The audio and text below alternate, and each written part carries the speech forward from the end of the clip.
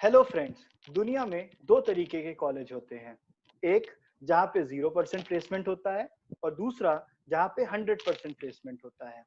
और आप जिस भी कॉलेज में पढ़ते हो उसके हिसाब से आप खुद को एकोमोडेट कर लेते हो। अगर आप 100% प्लेसमेंट वाले कॉलेज में पढ़ते हो तो आपको ये अश्योर रहता है कि आपका प्लेसमेंट हो जाएगा, और अगर आप 0% प्लेसमेंट वाले कॉलेज में पढ़ते हो तो आपको ये पता रहता है कि बाद में आपको ठोकर खानी है। लेकिन तब क्या हो जब आप 100% प्लेसमेंट वाले कॉलेज में किसी कारण से अनप्लेस्ड रह जाओ या आपको फाइनली आपकी ज्वाइनिंग ना आए। हमारे आज के गेस्ट मेरे बहुत ही अजीज मित्र Mrinal.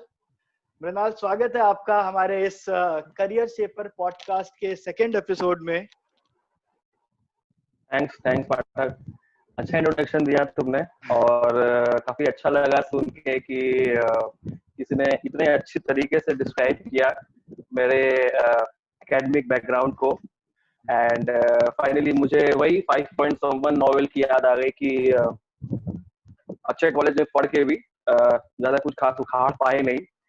But anyways, thank you again, and let's start with your questions. Mrinal, सबसे पहले तो हम लोग ये जानना चाहेंगे कि ऐसे क्या हालात थे, ऐसी क्या परिस्थितियां थी कि इतने अच्छे कॉलेजेस में पढ़कर भी आप किसी कारण से जॉब नहीं लग पाई या ज्वाइनिंग नहीं आ पाई। तो ऐसा क्या हुआ था आपके ग्रेजुएशन और पोस्ट ग्रेजुएशन दोनों में?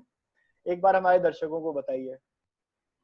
यार ओके, सो मैंने 2004-2008 बैच से बीटेक पास आउट किया था, which was supposed to be the most challenging time for global economy and due to the various companies collapsing in the Western markets.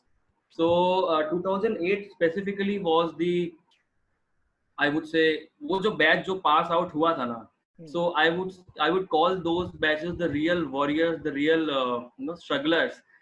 And उसमें से भी काफी सारे लोगों को मैंने देखा है, those who have made it big in the corporate world, any other world outside the office setups and all those things. So मेरे साथ भी यही हुआ, I was no exception. So first of all मैं ये बोलना चाहूंगा कि मेरा कॉलेज आई वुड नॉट से कि 100% प्लेसमेंट प्रोवाइड करता था, but then it never promised. But then हमारे जो प्रीवियस के जो दो बैचेस थे उनकी प्लेसमेंट बहुत ही अच्छी हुई थी। It was more than 100% in fact. So somewhere in the mind. आपका ब्रांच क्या था? बीटेक कंप्यूटर साइंस था। अच्छा। तो समवेयर इन द माइंड मुझे ऐसा लगता था कि यार ठीक है ना, सबकी हो जाएगी, मेरी भी हो जाएगी, और एक नहीं दो 3 दिन ऑफर लेके निकलूंगा मैं। अल्टीमेटली हुआ भी यही। थर्ड ईयर में कंपनीज आना स्टार्ट करी and I got placed in 3 companies. तीनों आईटी कंपनीज थी इन 2007। इन 2008 व्हेन आई ग्रेजुएटेड, तो एज यूजुअल सभी की ज्वाइनिंग डिले हो गई, और सबसे ज्यादा डिले उन्हीं कंपनीज की हुई जिसमें मेरी प्लेसमेंट हुई थी। किस्मत ने 1% का मेरा साथ दिया।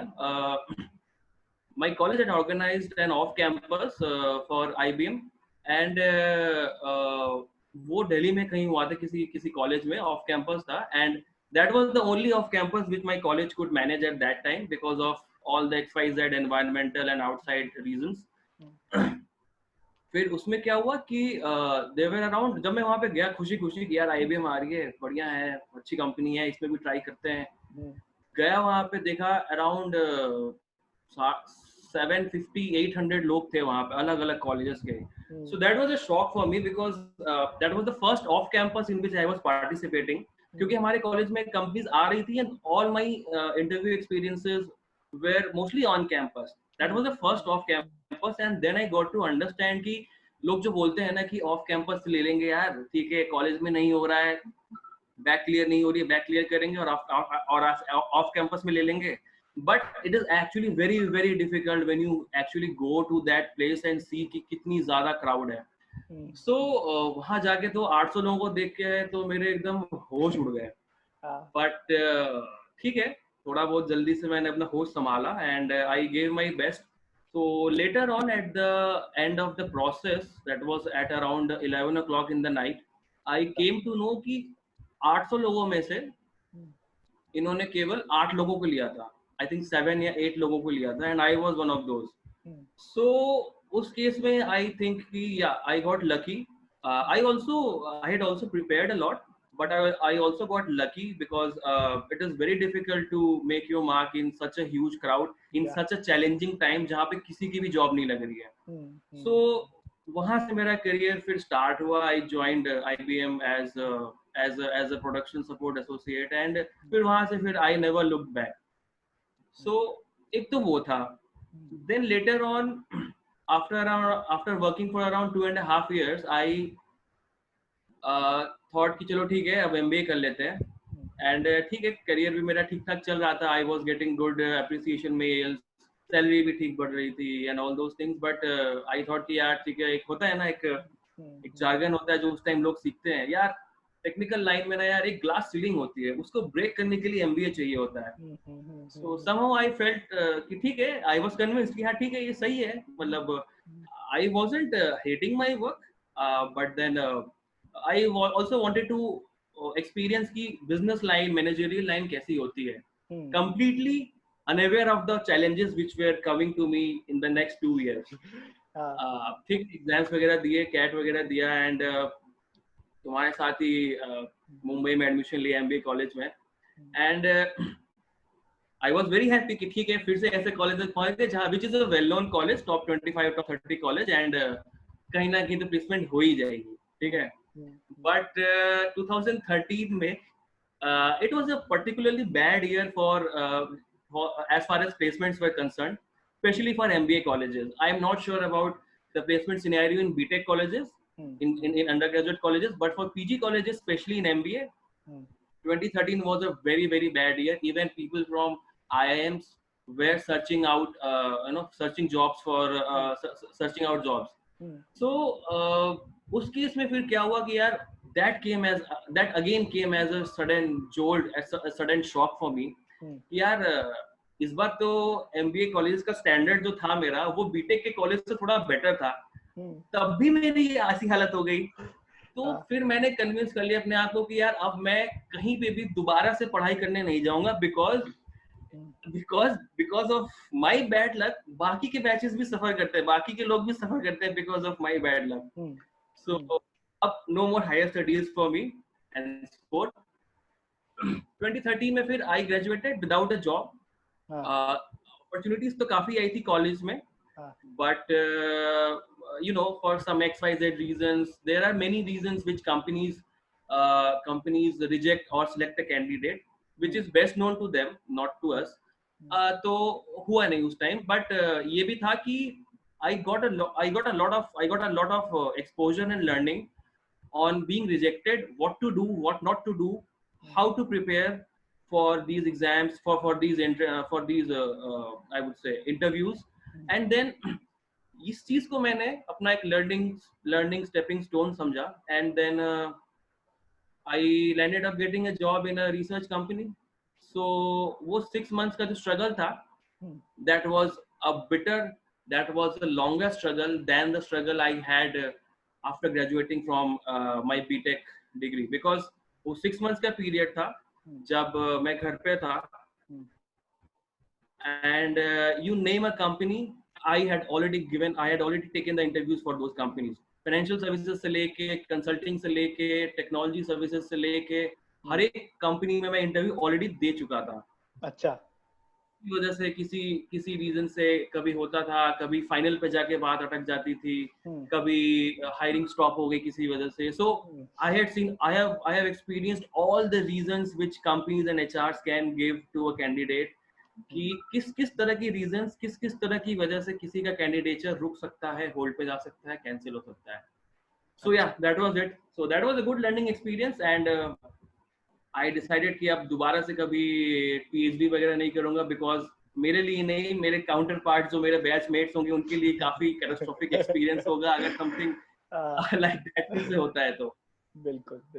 तो मृणाल, यहाँ पे ये बताओ कि जैसे जो फ्रेम ऑफ माइंड होता है, कि आप हमेशा जब कॉलेज में एडमिशन लेते हो तो ये देखते हो कि कॉलेज का प्लेसमेंट कैसा है, और फिर अचानक से ऐसा कुछ भी सिचुएशन हो जाता है कि अचानक से प्लेसमेंट के लिए खुद ही दर दर भटकना पड़ रहा है, तो खुद को कैसे तैयार करना होता है क्या चैलेंजेस होते हैं और क्या किया क्या आपने उसके लिए उस समय, कि आप अपना सीवी कैसे, आपने बताया कि आपने कोई कंपनी फाइनेंशियल सर्विसेज की हो चाहे किसी की भी हो, आपने सब में इंटरव्यू लाइनअप किए, तो वो कैसे किया आपने, वो कैसे अप्रोच कैसे किया रिक्रूटर्स को डायरेक्टली, बिकॉज नॉर्मली कॉलेज में प्लेसकॉम होता है जो ये सब करता है, अगर प्लेसकॉम नहीं है, अगर कोई कंपनी वैसे ही नहीं आ रही कॉलेज में, तब कैसे करें, ये प्रोसेस थोड़ी सी आप बताएंगे please. Sure. So actually, what happens is, Pathak, that first thing which is actually important is कि you need not panic for that. कि एक situation आ गई है, उसको handle करना है, चाहे वो आपको अच्छी लग रही हो या नहीं लग रही हो, आपको handle करना है उस situation. So शुरू में टेंशन होती थी कि यार सबकी ज्वाइनिंग आ गई, मेरी नहीं आ रही है, या सबकी जॉब लग गई, मेरी नहीं लग रही है. बट धीरे धीरे क्या हुआ कि my mind got used to it कि ठीक है, मुझे स्ट्रगल करके ही मिलेगा सब कुछ, जो भी मिलेगा ठीक मिलेगा, अच्छा मिलेगा. तो so first of all we have to do proper orientation and conditioning of your mind कि you will not give up. You will actually not give up. The day you give up your efforts कि अरे यार 10 company में apply कर दिया, अब मैं नहीं कर रहा हूँ, मेरा कहीं पे भी नहीं हो रहा है, that won't work because इस वर्ल्ड में I think there are more than 80-90,000 companies. तो आपने केवल 10 कंपनीज में अप्लाई किया है जहाँ पे नहीं हुआ है. There are thousands and thousands of more. So you always need to be motivated. That's one of the most and the most critical part of your entire job search. चाहे आप IIM से पास आउट हो, आपको job न लगी हो, चाहे आप किसी भी Tier 3 कॉलेज से पास आउट हो और आपको जॉब न लग रही हो. ठीक है. नेक्स्ट कम्स कि how to approach people in these situations. So there are two parts of it. एक है कि you are a fresh pass out from college when I was what I was in 2008 जब मैं BTech से pass out हुआ. And then there is a situation when you are a pass out from a PG college but you have certain amount of experience in the past. Okay. So to approach the first thing कि I'm a pass out from a BTech college and मेरा कोई experience नहीं है. उस time पे क्या था पाठक कि LinkedIn was not actually that much of a known platform to search for jobs, but still मैंने क्या किया कि मेरे जितने भी सीनियर्स थे जिन्होंने मेरे कॉलेज से बीटेक करके कंपनीज ज्वाइन करी, I got in touch with them, each one of them. I would say 280 के बैच में I got in touch with around more than 170 people from my super senior batch. अच्छा, जो मेरे senior मतलब senior के senior या +2 वाले जो हमसे एक साल और आगे. फिर जो हमारे सीनियर बैचेस थे उनमें भी I got in touch with around 100-120 odd people जो अलग अलग कंपनीज में काम कर रहे थे, उनको मैंने फिर अप्रोच किया. So my networking skills had actually taken shape from that stage itself. And धीरे धीरे फिर ये चीज एक हैबिट में चेंज हो गई कि getting in touch, being in touch with your seniors, being in touch with your juniors in the college, because you never know कौन किसके कितने काम आ सकता है, like right. So life always comes full circle. And आप आज किसी की हेल्प कर रहे हो, बाद में वो आपकी हेल्प करेगा. So ये रीजन, ये लॉजिक भी होता है. बहुत लोग इस चीज में बिलीव करते हैं कि networking is actually an asset to them. And I had started networking far back in 2008. Then फिर क्या हुआ कि I had learned some tricks कि नौकरी में अगर अपना प्रोफाइल आप अगर डेली अपडेट करोगे या मे बी ऑल्टरनेट डेज में अपडेट करोगे, तो your profile always stays in the top quartile of the profiles available and visible to the recruiters. तो कोई जरूरी नहीं है कि आप अपना रिज्यूम डेली अपलोड करो. कभी कहीं एक कॉमा डाल दिया, कभी कहीं एक फुल स्टॉप डाल दिया, कभी कहीं एक सेंटेंस ऐड कर दिया, कभी डिलीट कर दिया. So I used to do all those things so that मेरा प्रोफाइल जो था वो टॉप क्वार्टाइल में, मोस्ट अपडेटेड प्रोफाइल्स में ऑलवेज अवेलेबल रहे. So that was one strategy which I adopted after my BTech and also after my MBA program. कि हमेशा अपना प्रोफाइल नौकरी, मॉन्स्टर, इन सब में अपडेटेड रखा करो. That is one thing which actually helped a lot because I had seen it personally कि अगर मैं कोई एक अपनी प्रोफाइल अपडेट कर रहा हूँ, उसके 2 या 3 दिन में मुझे कभी कॉल आती थी कभी किसी HR से बट अगर मैं अपनी प्रोफाइल को अपडेट किए हुए मुझे मे बी अराउंड 2 वीक्स हो गए और 1 मंथ हो गया, तो मेरे को कॉल आनी बंद हो जाती थी. सो that was actually the proof of my conviction कि नहीं, your updated LinkedIn, sorry, your नौकरी प्रोफाइल ऑलवेज हेल्प्स. सो ठीक है, वो मैं करता रहता था. शुरू शुरू में यही सारी चीजें थी जो मेरे हैंड में थी और मैं हैंडल करता था. But ultimately when I graduated in 2013 from my MBA college ना, वहां पे गेम थोड़ा चेंज हो गया. वहां पे क्या होता था कि apart from doing all these things, I was also leveraging on my previous experience. So मेरे को अराउंड 2.5 years का एक्सपीरियंस था, and because of that experience I was getting calls. So क्या होता था कि I would give you a story कि I went to an interview. वहाँ पे वही कंपनी, सेम कंपनी मेरे कॉलेज कैंपस में भी आई थी, और मेरा प्रोफाइल उस पर्टिकुलर कंपनी के लिए शॉर्टलिस्ट नहीं हुआ था. ठीक है, मैंने देखा कि कंपनी मेरे कॉलेज में आई है, एंड ये कंपनी वही कंपनी है जिसमें मुझे जाना है. ठीक है, तो मैंने क्या किया, मैंने अपना लिंक्डइन से जुगाड़ लगाया, लोगों से रेफर करवाया, और एट द सेम डे 4-5 लोग कॉलेज से शॉर्टलिस्ट होके आए थे इंटरव्यू देने, और मैं अलग आया था अपने अलग रेफरल, अपने अलग चैनल से. सो पीपल वर सरप्राइज्ड कि यार तेरा तो प्रोफाइल शॉर्टलिस्ट नहीं हुआ था इस कंपनी में. तो आई वाज लाइक ठीक है, नहीं हुआ था कोई बात नहीं, बट चैनल मेरा काम किया वही नेटवर्किंग वाला. अच्छा अच्छा. ये कि keep networking with people above you, below you, in terms of your education, in terms of your career. Mrinal, दो सवाल है मेरे. मृणाल, दो Sorry? सवाल है मेरे. पहला तो ये कि जॉब सर्च थ्रू नौकरी और जॉब सर्च थ्रू लिंक्डइन में क्या डिफरेंस है, पहला. और दूसरा कि जब आप हाइंडसाइट में देखते हो तो ये जो एक्सपीरियंसेस थे, for any reason, whether it is due to recession और एमबीए का जैसा आपने बताया, क्या जॉब ना लगना is a blessing in disguise through college? तो ये दो क्वेश्चन है मेरे आपके लिए.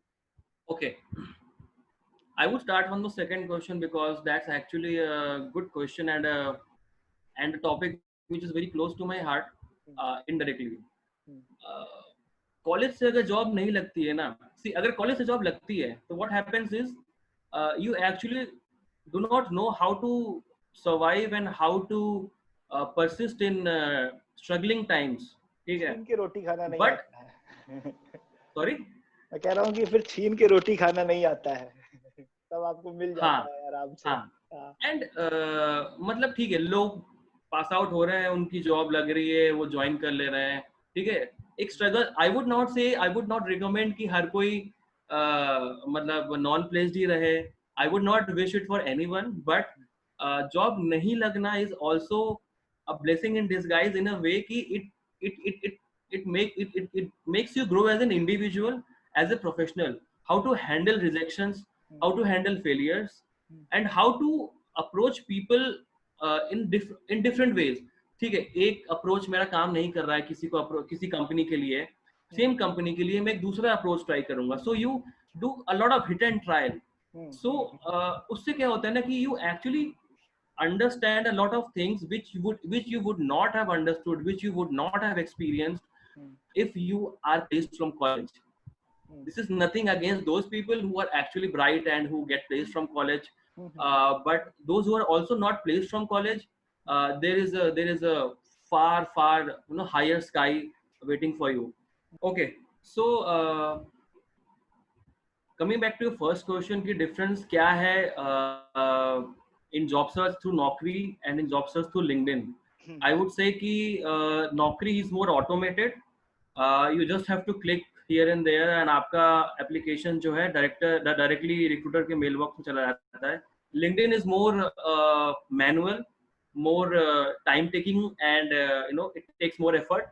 But I think you might also be knowing that more than 70% of a particular job openings in a company are filled through internal references.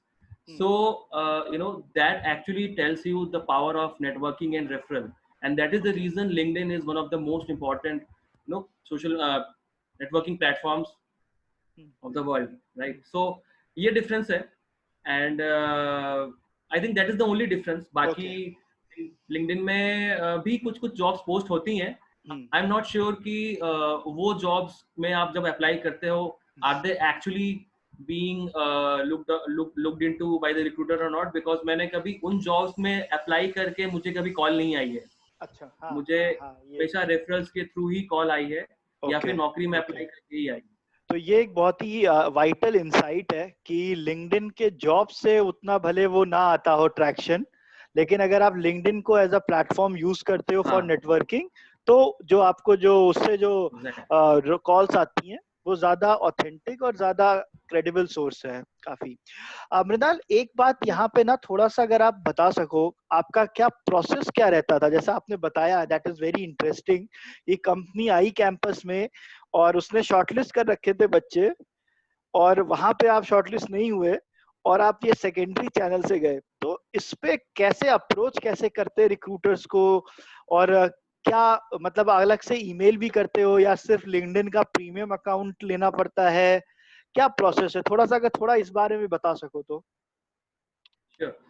So actually I would say कि सबसे important बात ये है पाठक कि people should know कि what kind of role and what kind of company they want to get into.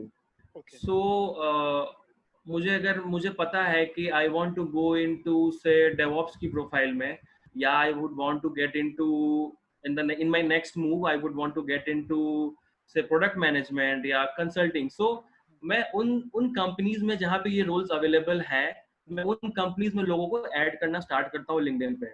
Not very top level executives but people who are in the mid managerial levels, उनको उनके साथ networking करता हूँ। Because top level executives always do not have time for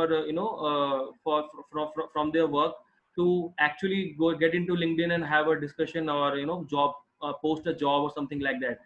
But ये mid level executives जो है, these are the people who are team leads, managers, solution architects of those respective teams and those respective views जहाँ पे ये लोग काम कर रहे हैं। So usually क्या होता है कि these are the people who are actually hiring। कोई सीईओ या कोई डायरेक्टर या कोई वीपी जो है वो बहुत हाई लेवल पे हायर करेंगे कभी, बट अब हमारे एक्सपीरियंस लेवल पे these are the people who are actually posting on LinkedIn and who are actually interviewing people. ये तो the first mantra, हमारे एक्सपीरियंस मतलब क्या, अगर आप स्लैब दे सको तो? मतलब कितना, 5 to 10 years या 15 years, कितना स्लैब? I would say 5 से लेके 12 years के बीच में वो टारगेट रखो आप। अच्छा, राइट? अच्छा, उसके 12 years में भी, हाँ 12 years 10 to 12 years एक सीलिंग रखो। I am not saying you don't follow those leaders, आप VPs को फॉलो करो, CEOs को फॉलो करो, सत्तर नडेला को फॉलो करो, बट उनको आप सीधे मेल नहीं लिख सकते हो ना कि मेरा प्रोफाइल रेफर कर दो। बिल गेट्स आपका प्रोफाइल रेफर नहीं करेगा लिंक्डइन पे, राइट? सो यही 5-6 years से लेके 10 to 12 years का जो ब्रैकेट है, वो जो ब्रैकेट है, that is where the middle management lies usually in all the companies, and that is the place where you need to set your target and vision on. अब क्या है कि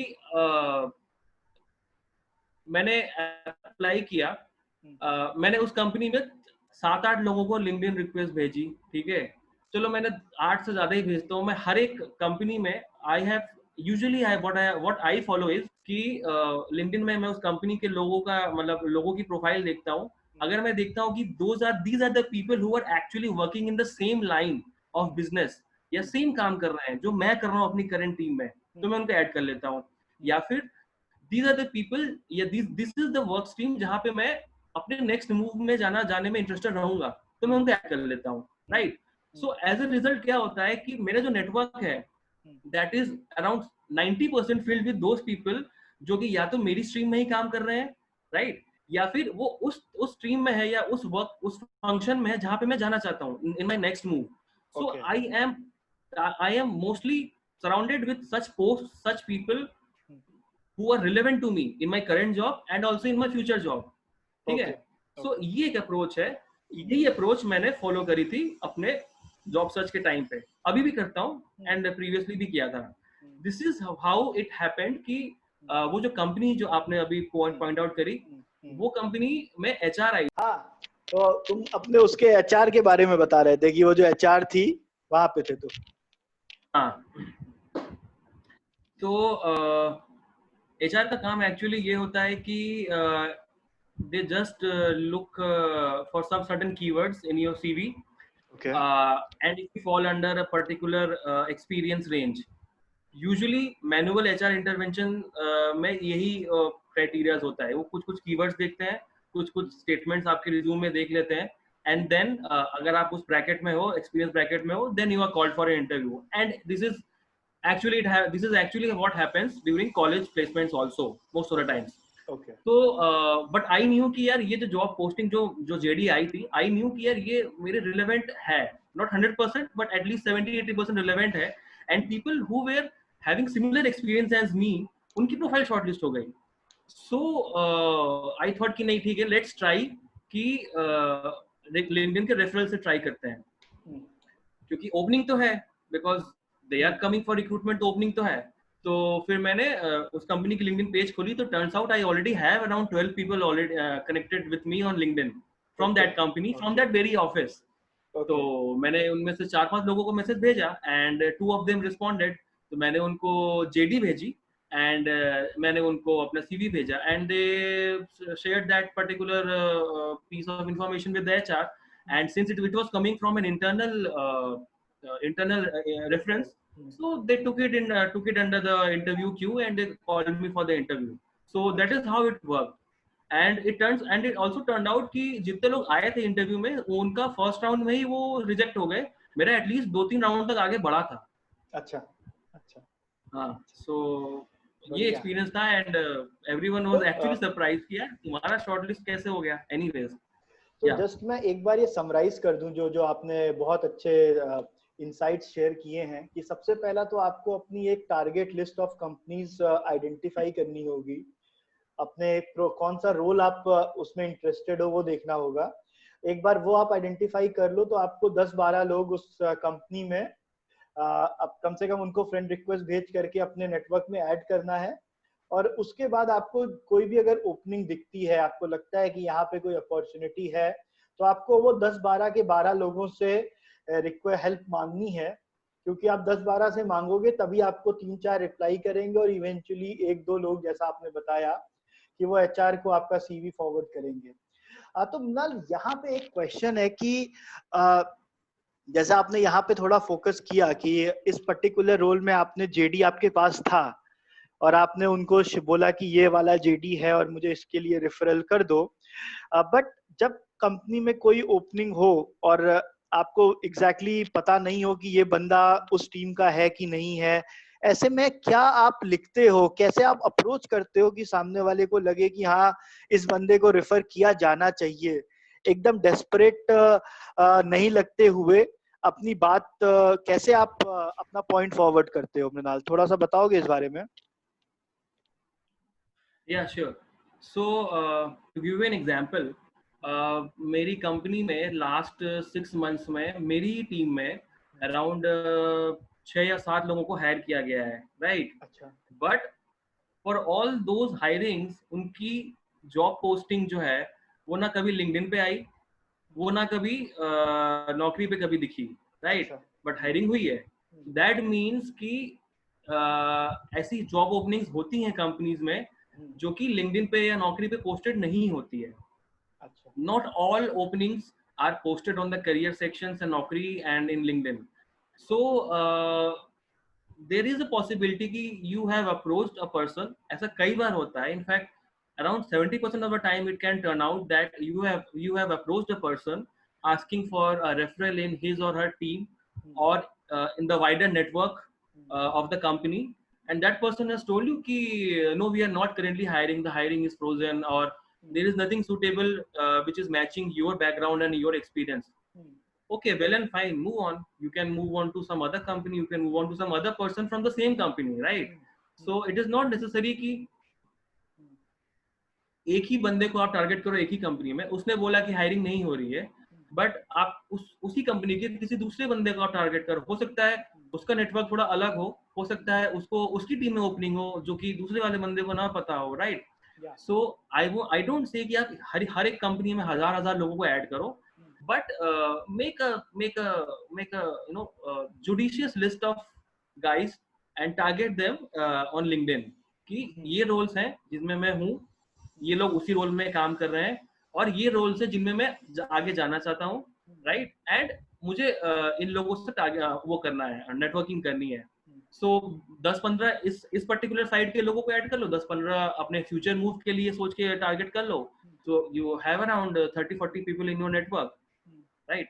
एंड ऐसा नहीं है कि आपने किसी को लिंक्डइन नेटवर्क भेजा, इनवाइट भेजा and that that gets accepted automatically. So आपको अराउंड 80-90 लोगों को भेजना पड़ेगा, तब जाके 40 लोग आपको एक्सेप्ट करेंगे। Not everybody is open for networking, some people are for posting content on LinkedIn, they are not looking for a lot of messages, they are not seeking a lot of recruitment messages on their inboxes. So ऐसा होता है, ठीक है, but ठीक है, आप 40-50 लोगों का सैंपल लेके चलो एक कंपनी में, आप उन सबको भेजो, आपके 30 लोग एक्सेप्ट करेंगे, राइट। सो सक्सेस रेट लिंक्डइन में is not always 100%, it is around 50 to 70%. तो ये तो हमारा लिंक्डइन गेम का बात हो गया Mrinal.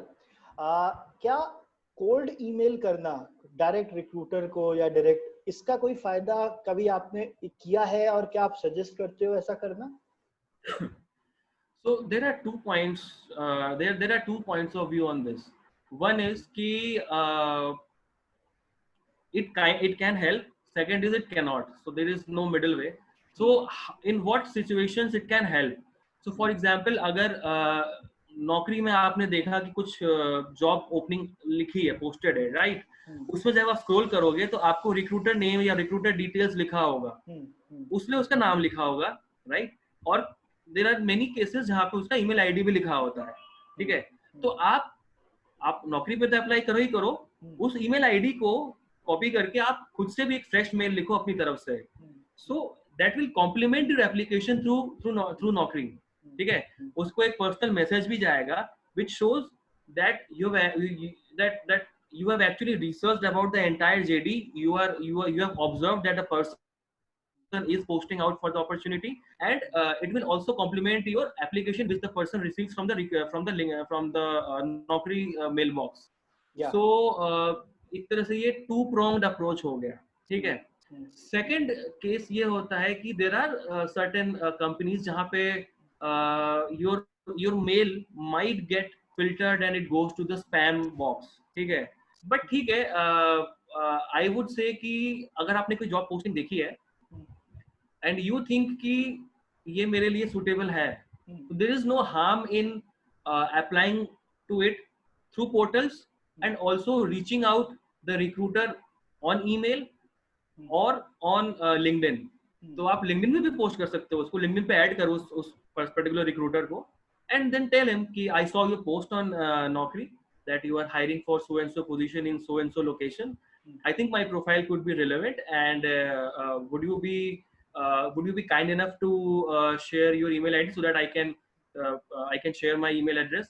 Most of the times they respond back with the email ID, and most of the times they also consider that application थोड़ा अलग से, because उनके पास नौकरी से कम 200 रिज्यूम्स आएंगे, ठीक है, सब में, and you will be lost out in the crowd. But अगर आप पर्सनल कनेक्ट बना के अप्रोच करते हो, so there are chances that the person might actually look forward to your email. You might say that okay, as discussed on LinkedIn, here is my profile attached for your reference, and I saw that you might be hiring for so and so position at so and so company. अगर आप एक link भी दे सकते हो कि ये post आपने करी है लिंक्डइन पे या नौकरी पे, this is the position I am looking to explore. Please find it as my profile for your reference and share your feedback on this. So this is a more personalized and customized message to the recruiter, and it goes a long way as compared to just clicking a apply button on Naukri portal. Okay. So ठीक है, ये काम करता है ये। मृणाल, जो बातें आप बता रहे हो ये बहुत ही साफ है कि ये बहुत सालों से आपने जब जॉब सर्च किया है, तो ये जो ट्रेंड आपने बताया कि कैसे वो चेंज हुआ है, वो भी आपने नोटिस किया हुआ है। तो मैं थोड़ा शॉर्ट में रखूंगा, लेकिन ये पूछना चाहूंगा कि बस 2 छोटे सवाल है कि सीवी कितने पेज का होना चाहिए और क्या सीवी के साथ कवर लेटर लिखना जरूरी है? Okay. देखो, for a college pass out, I don't think CV should be more than 1 page. For that is not one size fits for all solution, but your CV should not be more than 2 pages. That is what I have learned. चाहे आपको कितना भी experience हो, आप सब कुछ अगर अपने CV में ही लिख दोगे ना, तो इंटरव्यू में क्या बात करोगे? ठीक है?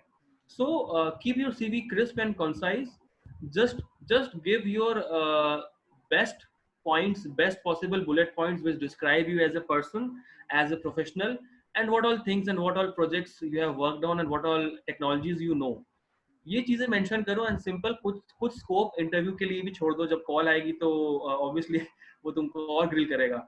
Honestly speaking, if you are applying to companies which are hiring for roles outside India, वहाँ पे cover letter is actually needed. Mostly I have not seen that much of an impact of a cover letter in India. हाँ, कुछ jobs में mentioned होता है कि please send your cover letter along with your CV, so that becomes mandatory in those cases. But then I think cover letter is something which is not actually helps you a lot during your job search as a fresh college pass out in India at least. हाँ, अगर आप बाहर apply कर रहे हो, if you are applying for a company outside India, especially in UK, so they do expect cover letter along with your profile. एक last question Mrinal, मैं आपसे पूछना चाहूंगा कि बहुत से ऐसे लोग हैं जिन्होंने जो स्कूलिंग करी होती है वो हिंदी मीडियम स्कूल से की होती है, स्टेट बोर्ड से की होती है, और उन लोगों को एक इनहेरेंट डर सा लगता है ड्यूरिंग इंटरव्यू प्रोसेस. कोई इस पे आपके कुछ थॉट्स दे सकते हैं क्या कि ऐसे लोग कैसे इंटरव्यू की प्रिपरेशन कर सकते हैं, क्या चीजों का ध्यान रख सकते हैं while going to an interview? Sure. So the most important thing which I have felt is that you should do a basic research of the company before going to the interview. चाहे वो company कितनी भी बड़ी हो. For example अगर आप जा रहे हो IBM में इंटरव्यू देने या एक्सेंचर में इंटरव्यू देने जा रहे हो, सबको पता है it's a big shot IT company headquartered in US and blah blah blah blah, ठीक है. बट जब वो एक्चुअली में पूछेगा ना what do you know about the company and he expects you to talk about that company for 2-3 minutes, it gets actually very difficult. क्योंकि आपको पता है कि IBM IT कंपनी है, 2 लाख एम्प्लॉइज हैं और रेवेन्यू इसका इतना इतना है बस. What have you learned about the company from your research? Why are you actually interested to join that company? ठीक है, ये सारी चीजें आपको पहले से रिसर्च करके जाना पड़ेगा. It should not appear that you are preparing for that answer in your mind while sitting at the interview. So why do you want to join us? What do you know about the company? What do you know about the role? मतलब JD आपको थोरो पता होना चाहिए कि क्यों आप fit हो उस पर्टिकुलर JD के लिए, right? How do you see yourself in next 5 years or 10 years? What are your long-term goals? What are your shortcomings? What are your strengths and weaknesses, etc.? So these are the few things which you should actually, have on the tip of your fingers. ये question आपको जब भी पूछे, you should not hesitate to answer it to the satisfaction of the interviewer as well as to your own self. Because ऐसा हुआ है कई बार कि I myself have fumbled in these couple of questions because ठीक है, I felt that ठीक है, मैंने 2 मिनट पढ़ लिया इस कंपनी के बारे में and I am well equipped to answer anything about the company in the interview because most of the questions तो मेरे experience के बारे में होगा या मेरी technical skills के बारे में होगा. But जब वो question पूछा ना कि okay, what do you know about the company, and that person was actually the director of a well-known research company in India. तो एक तो मेरा दिमाग ब्लैंक हो गया. Secondly I was short of sentences and words and he was like you and he prompted directly in front of me कि you are sitting in front of the director of the company and you don't know about the company you have come to interview for. So that was one of the most important lesson in my life कि चाहे किसी भी company के बारे में आपको कितना भी पता हो, but you should always read about that company before going to the interview. और अगर हिंदी बैकग्राउंड है तो कैसे करें? Sorry? उसके लिए अगर आपने पढ़ाई हिंदी में करी है और थोड़ा लैंग्वेज प्रॉब्लम है तो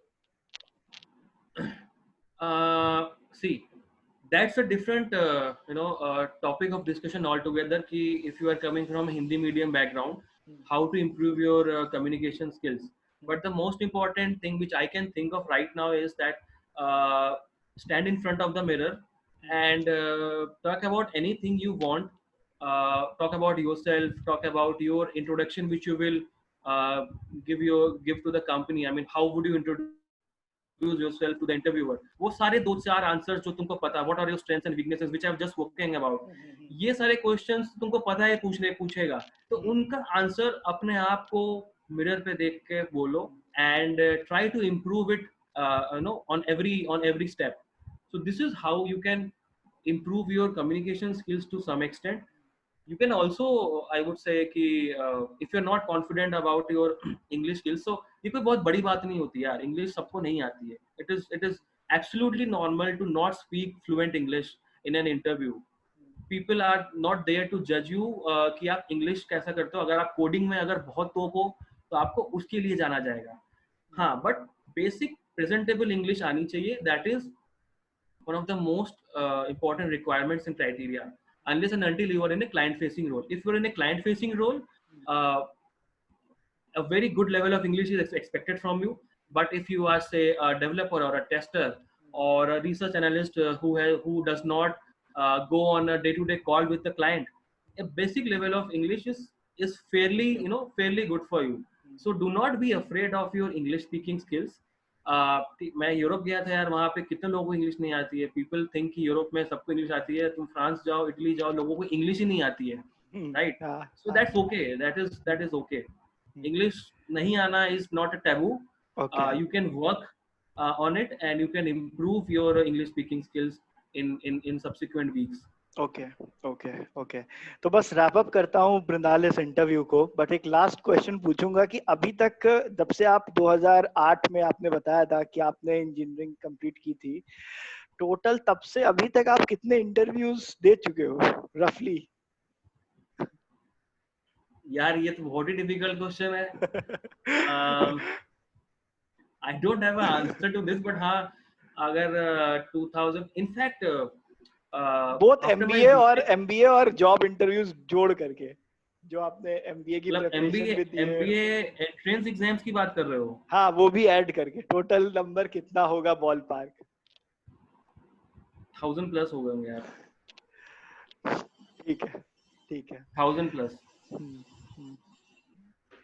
तो बस यही कहना चाहूंगा कि जैसे आपके जावा स्किल्स होते हैं, जैसे आपके इक्विटी रिसर्च स्किल्स हैं, वैसे मृणाल से बात करके ये तो साफ हो गया है कि जॉब सर्च भी एक स्किल है जिसको आप प्रैक्टिस करके और ग्रूम कर सकते हैं. अगर आपकी कुछ लिमिटेशंस हैं तो आप उन पे वर्कआउट कर सकते हैं और उसमें किसी ना कोई रास्ता निकाल सकते हैं. तो बहुत अच्छा लगा मृणाल आपसे बात करके. आप कुछ ऐड करना चाह रहे थे? missed out, which I think कि which is important to highlight is कि आजकल HRMS systems backend पे इतने strong होते हैं कि if you are not having a particular keyword in your CV, they do not pass those CV to the hiring manager या to the HR person. ठीक है? So presence of important keywords is actually very important in your entire document. So go around and explore various JDs. देखो कि कौन से keywords particular job stream में या job field में important है, वो keywords अपने CV में mention करो, and only then your CV will see some traction in Naukri and in internal HR systems of the company. So I think I missed it out. So I wanted to bring it out. Thank you so much. That was really insightful, Mrinal. बहुत से लोगों को ये जो चीजें आपने 1 घंटे में बताई हैं, ये समझने में 4 से 5 साल लग जाते हैं और निश्चित रूप से आपको भी लगे ही होंगे. So thank you so much for sharing your time with us, for sharing these valuable insights with all of our viewers. Thank you so much, Mrinal. Have a great day. Thank you so much. Bye. हम फिर मिलेंगे अपने अगले video के साथ किसी और professional के साथ जो ऐसे ही करियर टिप्स आपके साथ शेयर करेंगे. Thank you so much. Sure.